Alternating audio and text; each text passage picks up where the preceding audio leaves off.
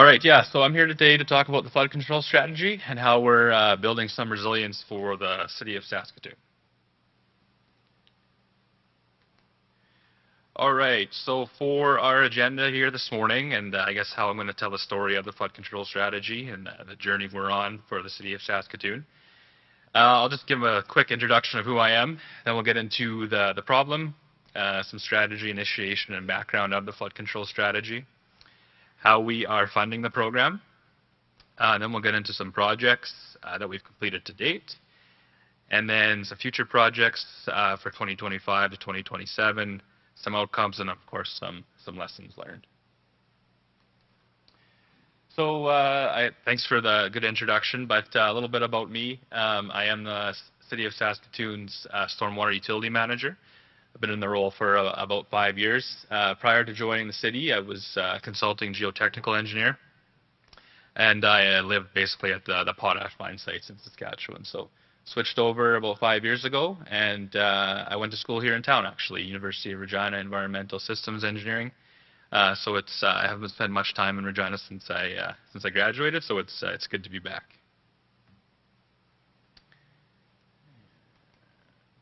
All right, getting into the problem and the surface flooding problem that the Saskatoon is dealing with and was dealing with. We have made some small improvements. So for a little bit of background, Saskatoon has a separated storm and sanitary system. And for our storm system, we have the major storm system and the minor stormwater management system. And the minor system obviously is our local pipe system under roadways, used to manage the smaller, more routine rain events. And then we have the major system that is used to manage our large, less frequent rain events.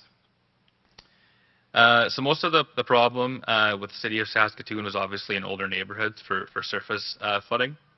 And of course, the main reason why is these neighborhoods lack that major system storage. So in terms of not having that major system, and then when design standards were updated in 1989, those two things play a pretty key role of why or where we're seeing flooding in Saskatoon. And of course, you throw in climate change, and it's kind of the third wheel there. We have some pretty devastating flooding in some of our old neighborhoods in Saskatoon. And just on this slide, we have just a news article, 2010, storm swamps the city. So, of course, flooding didn't start in 2010, but kind of around the time where it became a priority for Saskatoon City Council and administration. So here's a map that kind of just builds on the problem that I was trying to relay. The text or the words are the storm ponds that are in the city of Saskatoon, and kind of makes sense, right? New development on the outside perimeter of the city. And if you're familiar with Saskatoon, most of our surface flooding problems are within Circle Drive. And then the green stars here are our 9 projects. So those are the locations of our 9 projects that we're doing as part of the flood control strategy. It's important to note that we have our design standards for City of Saskatoon for new development. These projects are retrofits, so we're not reinventing the wheel, but we're basically making the best of the area we have and the infrastructure that we have for these locations. I now have a few pictures, and again, flooding didn't start in Saskatoon in 2014, but between 2010 and 2014, that's when enough people brought it up and kept bringing it up, and it became a priority for City Council and City Administration. So this is just a shot of some flooding in one of our older neighborhoods in 2014. A couple from 2017. Just trying to showcase the problem we were dealing with. 2019. Oh, sorry, I'm ahead of myself here. This was a shot from someone's basically front porch. And then in 2022, we had a 1 in 25 year rain event that hit us in June. Pretty significant flooding on the left, and I actually went out to that house on the right. It's a small multi-residential building. There was feet of water in the stairwells, and went back a few days later, and drywall's ripped up. the insulation is all torn out, so it hits home. And for that one building, it was about $500,000 in renovations because of the storm. And then finally, we had a small event in 2023. There was no basement flooding in this location, but it's creeping up to people's garages. All right, so not to start off too negative, but it's the problem we were dealing with, and now some more positive outcomes of how we are dealing with that issue. So I'll now get into the strategy initiation and how the flood control strategy was born, and a little bit of background on it. So in 2014, again, we had a council meeting. Enough people in these flood-prone areas came, showed pictures, told their stories, showed their emotion, and it hit home with city council that they needed to direct city administration to actually do something for these areas that kept getting hit with rain events. So city council asked city administration to come up with a list basically of the most flood-prone areas and what can be done to mitigate the flooding. And so basically we did a 2 to 3 year study.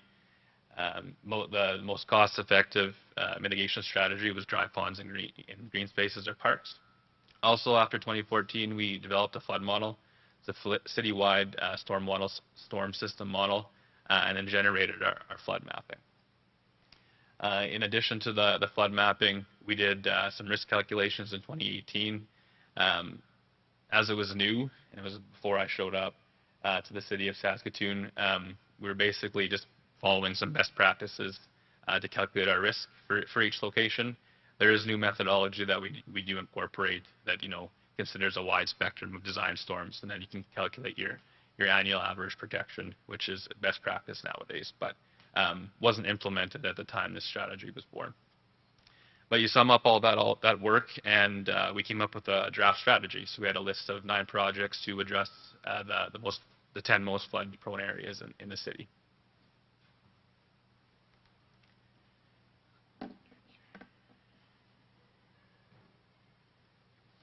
All right, so we had a draft strategy, and now we're going to get into how we fund it, right?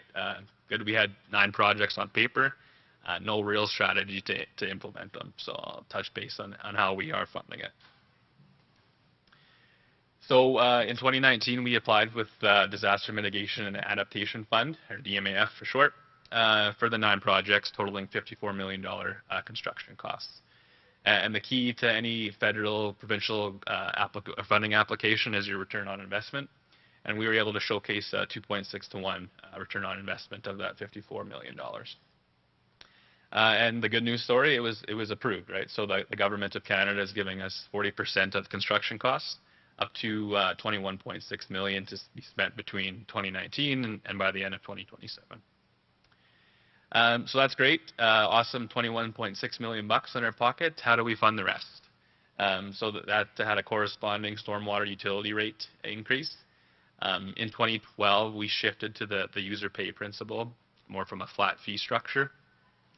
So we increased that rate. So in 2019, annually it costed a single-family home $66 to pay for their stormwater management fees, and in 2022, it now costs $106.80. And then, of course, based on the user pay principle, our multi-residential and commercial sector pays more now based on larger sites and level of impervious material. So that's how we are funding the $32.5 million, or the 60% of the 9 project strategy.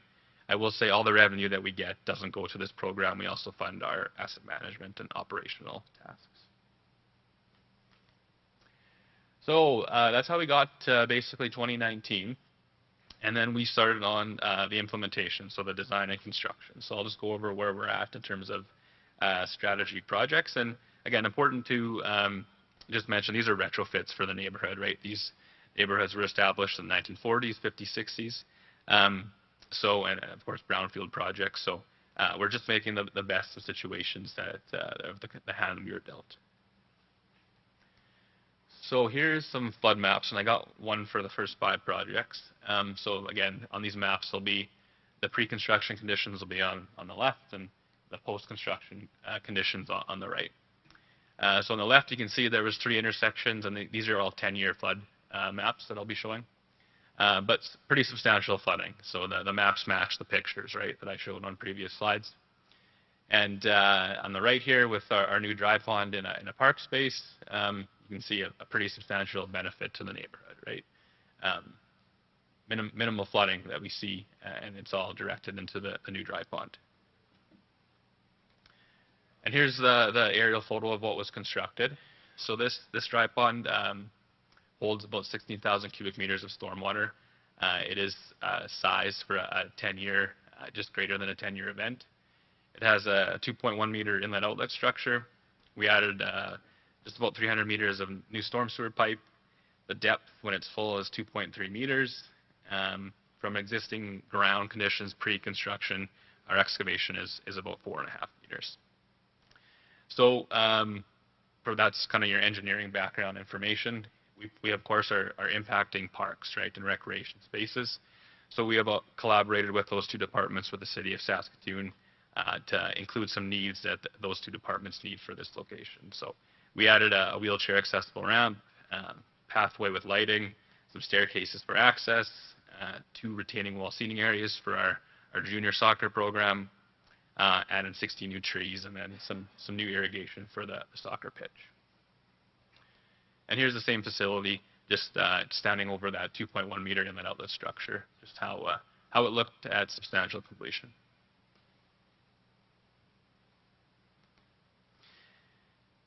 And the facility obviously looks great, and it was constructed in 2021 and ready for stormwater management at the end of that year. And then the following summer, we had our first big rain event, that June 2022 25-year storm. So this dry pond was full to the brim. 16,000 cubic meters of stormwater that was previously in streets or in people's basements, and now in this new dry pond.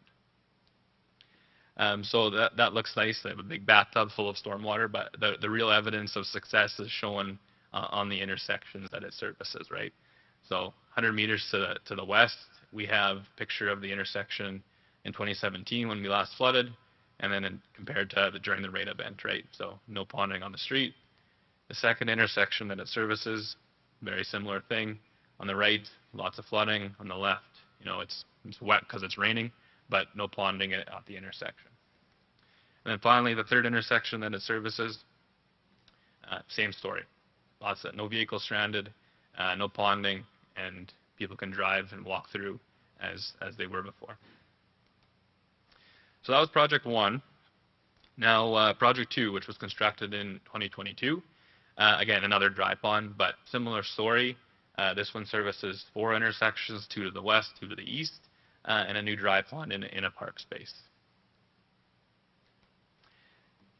And this is what this one looks like, very similar to the first project. A little less storage required for these intersections, so it holds about 9,000 cubic meters of stormwater. It's got 2 inlet outlets sized for the flood intersections, about 1 kilometer of new storm sewer. The active storage depth is just about 1.5 meters, and the excavation from existing conditions was just less than 4 meters. So again, partnering with our 2 other departments, recreation and parks, we had a couple more seating areas, another pathway, 30 new trees, redid their irrigation that was needed. And a key aspect of this one is this one's actually used in an allocated field for soccer in Saskatoon. So we fit a 100 by 64 meter multi-purpose field in the bottom. Soccer nets have been returned to the location, and it's used as it was before. And here is just another picture from the ground level at substantial completion of the new facility. And similar story, it was constructed in 2022, and then the following June we got another rain event, and it was between about a 5-year return period. So it wasn't full to the 9,000 cubic meters of storage, but about a couple thousand cubic meters of stormwater that would have been on the streets or potentially in basements was now directed to this new dry pond. Project 3, another flood map. You can see that the conditions here for these 2 intersections is pretty dreary as well. lots of flooding, and then post conditions, flooding is minimized and contained on the street. This one doesn't have such a good success story regarding timing. This one was constructed in 2023. I guess the pictures I'll show in a couple minutes here. But these intersections were hit in that June 2022 rain event, and highlighted the importance of the project the following year that needed to be constructed. So this was a tough one to go through, going to these people's houses, basements, showing the damage, and you wish you can do all these projects in 1 year, but just not feasible for the city of Saskatoon. But it was constructed in 2023. New dry pond, a little bit less storage, nice big inlet pipe drains across. This one acts a little different. I guess I didn't highlight that. In the first two dry ponds, the structures act as inlet and outlet, so they fill and drain from a common location. This one drains across the field into a smaller pipe in the bottom right-hand corner. This one, and it's hard to tell, especially when you're at the back, but the very top of the image, there's actually a full-size multi-purpose field, or a soccer field. And it would have been more cost-effective to build a dry pond there. It was closer to the flood zone. Partnering with our folks in recreation, there was no way that we could construct a dry pond there and keep the full-size multi-purpose field or that 100 by 64 meter soccer pitch. So we decided to spend more money, build it further away, impact recreation less, and we actually built 65 by 25 meter new multi-purpose field for touch football, just outside or just north of that one inlet outlet structure on the field. So didn't impact recreation. We actually added to it during this project, which is another co-benefit of the program. And of course, we added 50 new trees to the park. Just a couple more photos for Project 3 that was constructed in 2023. Just the view of kind of the soccer pitch or the informal recreation at the bottom, and then a nice picture of the 1.2 meter inlet outlet or inlet structure. All right, that takes us to Project 4. Very similar. This is a nice low spot in the neighborhood by 8th Street in Saskatoon, if you're familiar. The infrastructure is undersized, has nowhere to drain, basically, pre-construction conditions, and then on the right, what we hope to construct or mitigate this year in 2024. So again, timing wasn't on the side of this flood zone in 2022. That 25-year rain event, flooded many properties, and again highlighted the importance of this project. So this one's going to be a little bit different. Again, working with our folks, our partners in recreation. If you look in that green rectangle that's in the middle of that picture, that's a full-size soccer field, and it would have been more cost-effective to construct a dry pond there. Although a 100 by 64 meter soccer pitch goes down to about 60 by 30 meters, a soccer pitch. By the time we get our excavation to depth, then our size slopes to our standards. So again, we want to maintain recreation in these projects. So we picked the green space to the south, where those arrows are pointing. And we didn't have room for a dry pond based on our design standards to fit. It would have been basically a nice long green ditch, which doesn't fit into the neighborhood design and the recreation and the landscaping design of the neighborhood. So we are constructing underground storage here this year, starting in May. Concrete underground storage for about 9,400 cubic meters of stormwater, about a kilometer of a new storm sewer on the roads, and I think it adds up to about 300 units, underground tank units. So we will be restoring this to pre-existing conditions, just laying new sod, adding new trees, and potentially a existing ground seating area for recreational viewing. And here's just a picture of the tanks, what the tanks look like. So we have secured Lafarge Canada to provide us these tanks, and they started manufacturing them, and we're going to be starting to get them starting in May.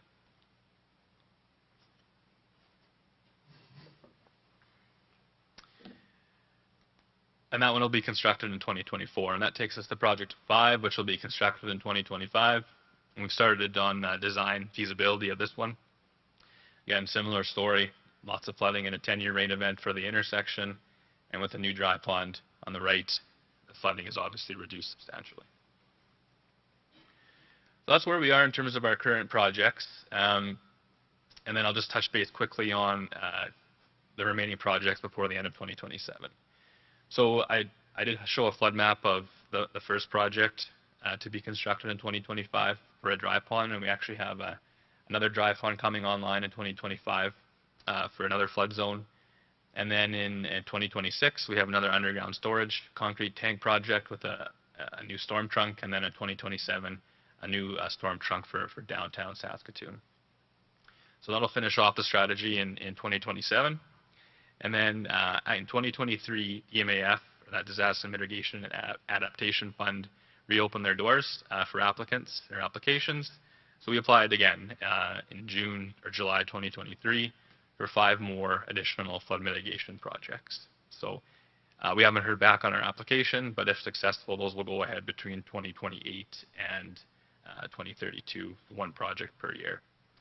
And the important thing with any federal funding, provincial funding application is your return on investment, as I highlighted earlier. And we were able to show with the impacts of climate change that our return on investment is over 4 to 1. Hard to see on this nice this projector, but I just included some kind words that a resident of Saskatoon sent in after Project 1 was completed, and just comments on the use of the facility. So before, it was basically an old park that was flat, the grass was dying, underutilized. Some football teams come in there and muck it up on weekends. So going back to that slide, it's now got concrete pathways, 60 new trees, some seating areas for parents to watch their kids play sports. So definitely an upgraded facility for the city of Saskatoon and the neighborhood. And then I will touch on just some outcomes, kind of to summarize where we're going to end up at the end of 2027. So you saw the photos. We'll have 5 new dry ponds online. We'll have 2 new underground storage systems on the concrete side, 2 new storm trunks, over 70,000 cubic meters of stormwater storage, over 5 kilometers of new storm sewer. And of course, these are retrofits, brownfield projects, right? So we've had to come up with some outside-the-box thinking, some new innovative design solutions. And this picture on the right is actually a cast-in-place chamber. The orange pipe you can see on the image is the existing storm sewer that services another intersection.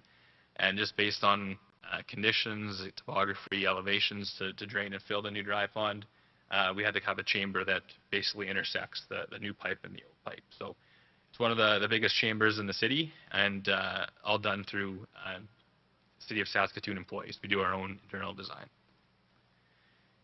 And again, a nice message that was passed on to City Council and then relayed to us. So one of the neighbors, or one of the residents that lives by Project 1, they spoke at council. They've shed their tears, showed their emotions, and then they sent this nice message in after the flood event in June 2022. They redid their basement 3 times in the last decade, and then with the new infrastructure, their yard was dry. And that takes us to lessons learned. So we're definitely learning as we go. We do all the design, project management, implementation internally. Our contractors are obviously external.